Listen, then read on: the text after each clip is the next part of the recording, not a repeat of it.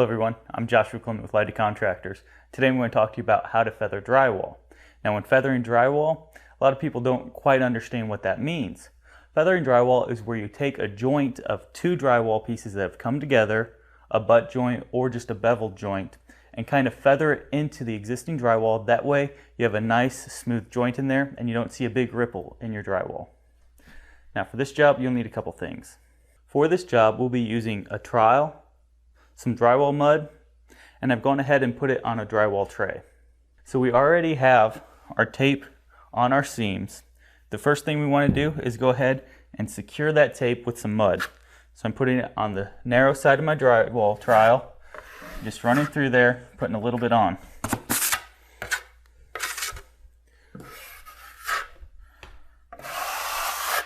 Now you're going to let that dry. Make sure that there aren't any big ripples in it that is going to protrude past your regular drywall length. After that's dried, we're going to take our trowel, get a pretty good amount on there, and apply just a little bit more across there.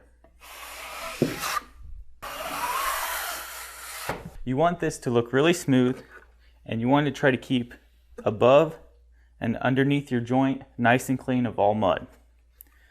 Then you'll go ahead, let that dry. After it's done drying, give it just a light sanding. Now, the third and final application of our mud. We'll get some mud on there, go on top of our joint, and just kind of get some mud across the joint. After you have the mud on top and bottom of your joint, you want to go across the top and press down on the top of your trowel and feather it down into the middle of your joint.